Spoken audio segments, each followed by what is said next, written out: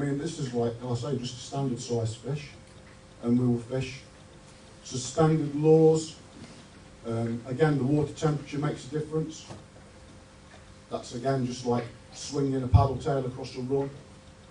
We might use a paternoster style thing with split shot with a weedless Senko. Depending on where we are, the water height will change very, very rapidly, and we'll have to change the weight very quickly.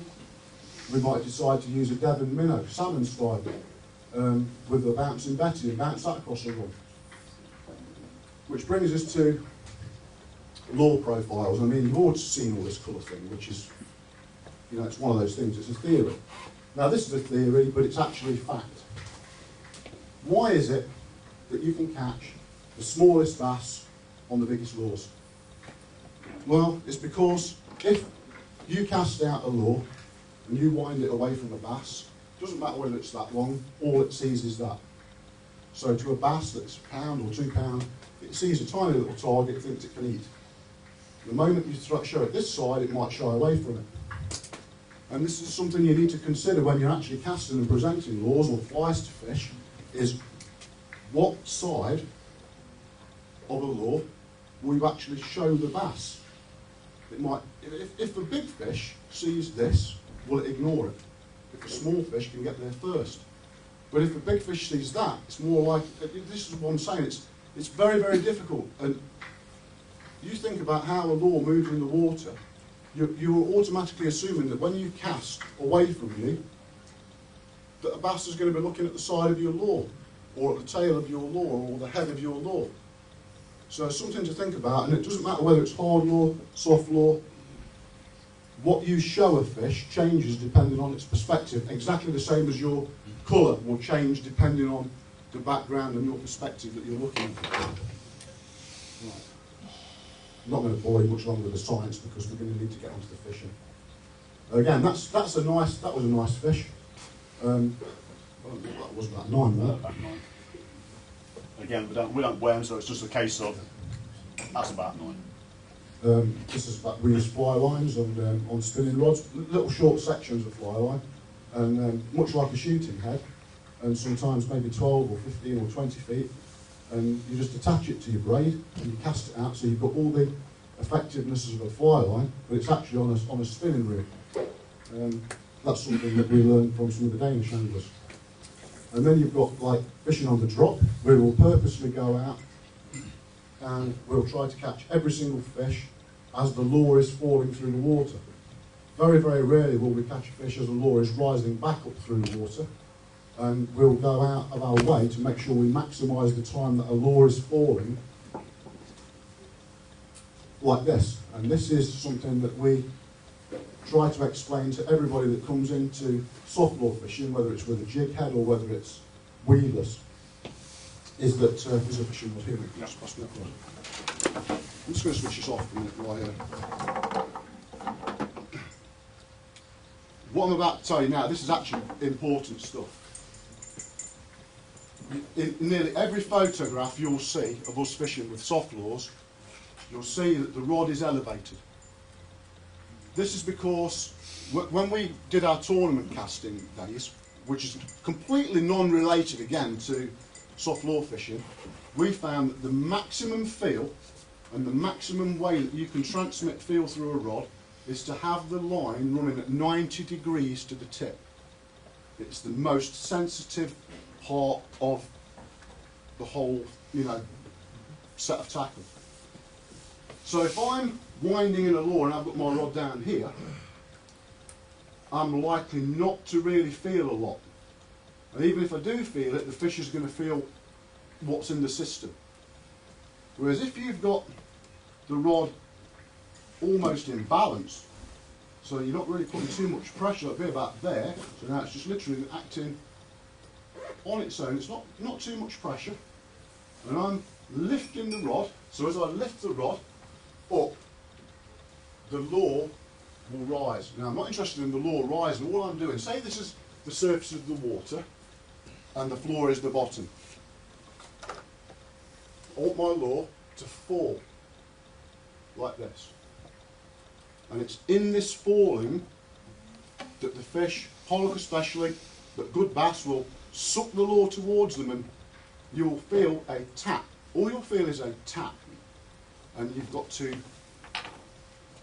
just a little quick wrist strike, and you, straight away you'll hook them straight in the top lip. Now if you miss it, you just keep letting it fall, letting it fall, letting it fall. And you'll learn eventually where the bottom is.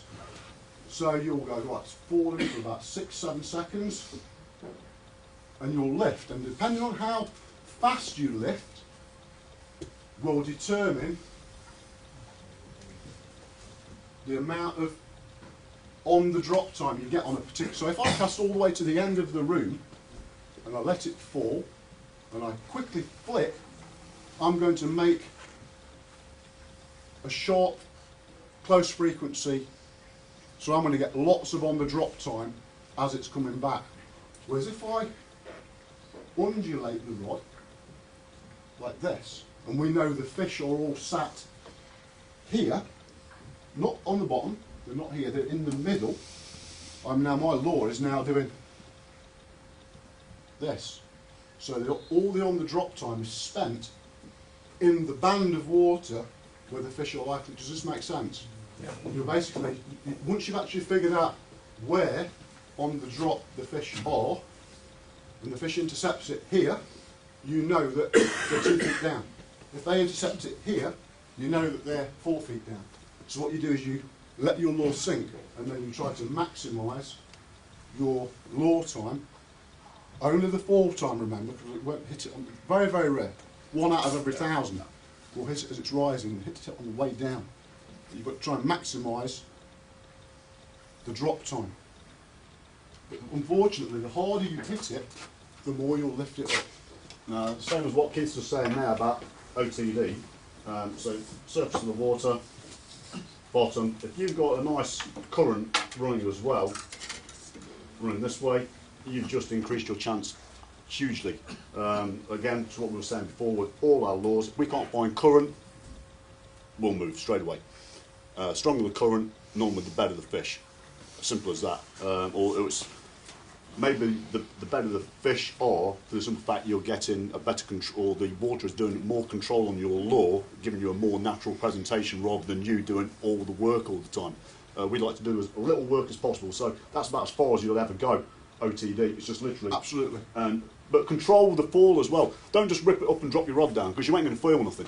You've got to rip it up, control the fall. I don't know whether any of you have seen some of the fun we have on Facebook or on the internet regards the fish minnow and all this like fancy dance that people keep banging on about is so indispensable. Yes, it's a good lure, you know, but it's not just about the brand, and I'm not picking on that particular lure, but it's not about the brand or the weight, it's about where you are. Are you getting your lure to fall in a natural way, under control? Because it's no good just having your lure falling like this. You know, that's right. How many of you here float fish? Just snipe or garfish or pollock? Right. How many bass have ever come and eaten your float off the top of the water? One. Has anybody else ever seen that happen? It's rare. It's rare. Rare. Yeah. Why? If I cast a top water lure out onto the surface of the water and I leave it alone, loads of bass come and eat it, don't they? Loads of times. Yes. So why don't they eat a float that's sitting on the water like that? Because it's not natural. Great. Perfect. That's exactly right. So both make a splash, okay? So I cast out a float that's got a bait underneath and it makes a splash and it draws in the bass, okay? Much like a spear fisherman dives down. So the spear fisherman dives down and he hides on the bottom and he's holding his breath and he's trying to stay motionless. Fish come to them. Now, anybody in this room that believes spear fishing is a really easy way of going around and mopping up big bass is sadly mistaken, because you can swim around all day long for the rest of your life and you'll never see a bass.